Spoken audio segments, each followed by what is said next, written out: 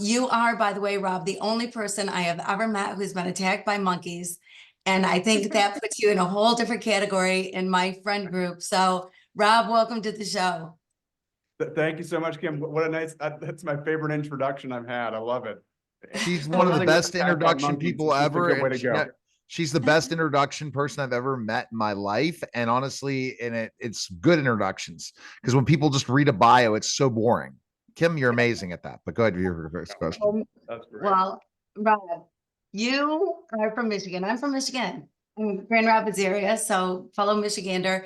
And you grew up with snakes slithering around your house and ending up under pillows and whatever happened in your house. I don't know, crazy stuff.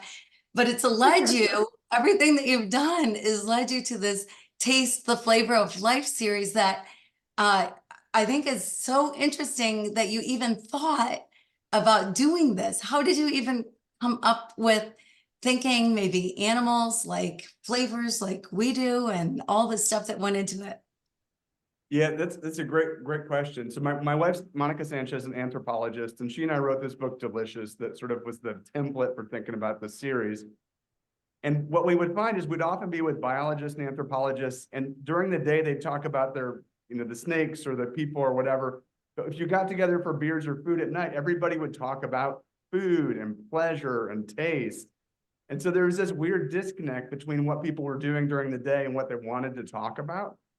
And so this series allowed us to really dig into what people wanted to talk about, which is that pleasure and why do we like certain things, why do we not like other ones? Going back to the attack monkeys, what do monkeys like and why? What does your cat like and why? And how does that all come together? And I gotta say, it's like one of the most fun projects I've ever worked on, because a huge part of it is just going around the world eating delicious things, which is, if you have the chance, I recommend it. Now, are you a picky eater, or are you open to eating anything? I grew up as a picky eater. I'm now open to eating pretty much everything. Really, I'm still a picky eater, but I ultimately, if I don't know it's a vegetable, I'm good. But if it tastes good, I'm good. And that I guess that whole goes back into the whole thing about taste, right? How important taste is, right? To enjoy something. So go ahead. Sorry. To enjoy something, it has to taste good. If it doesn't taste good, what the heck? Why do we eat it? Yeah, it has to taste good. And we're sort of in this weird disconnect between having really ancient bodies, like our bodies are based pretty much the same as they were a million years ago.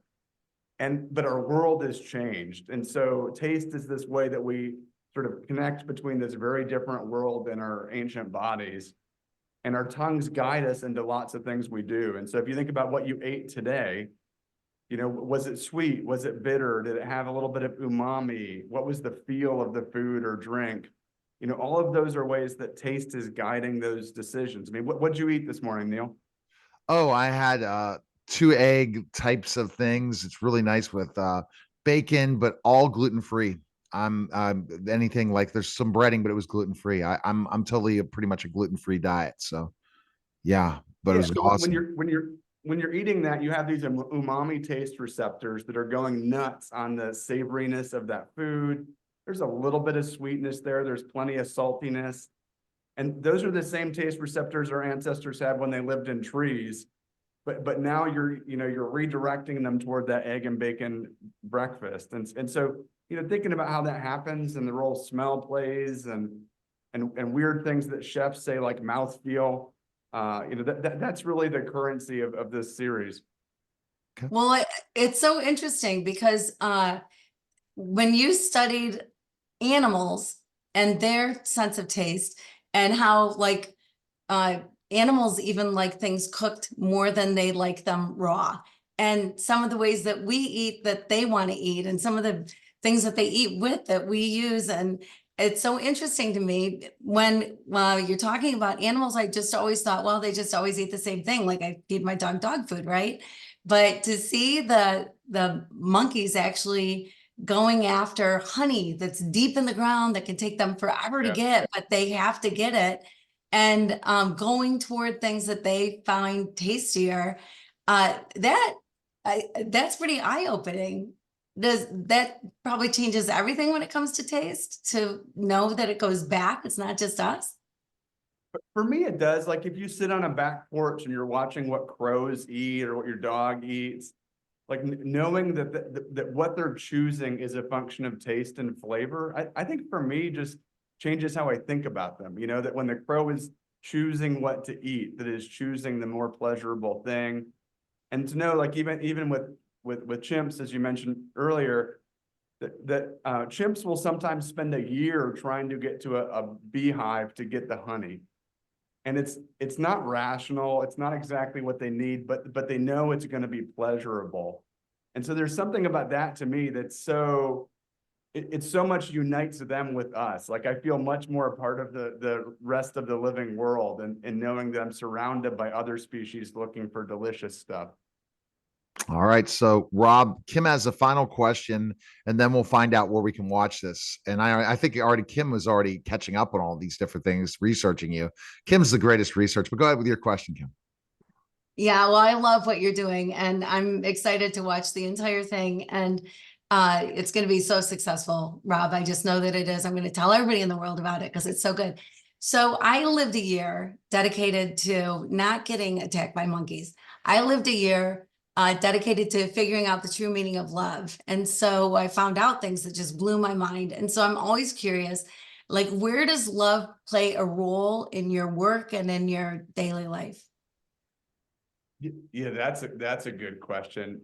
So in my daily life, it plays all kinds of roles, right? It's a defining feature of my relationships with humans. But I would say if I connect it to the research, one of the places it ties in is that, you know, many of our interactions are guided by our senses in ways that we don't pay much attention to.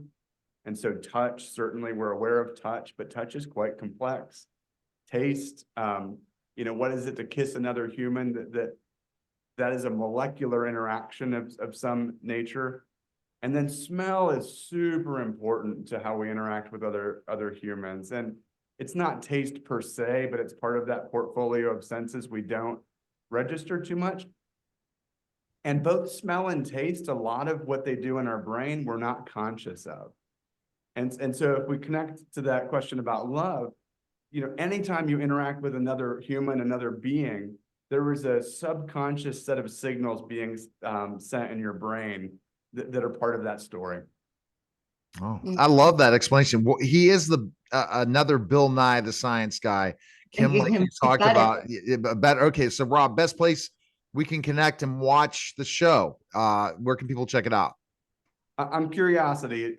You can watch the series and please enjoy it, and then check out Delicious, the book that set the stage for it. All right. Well, congratulations. Thanks, Rob. Thanks for stopping by, man. Thanks so much. What a pleasure. All right. You're watching the special simulcast of the Neil Haley Show and the Love Is Podcast, guys. Take care.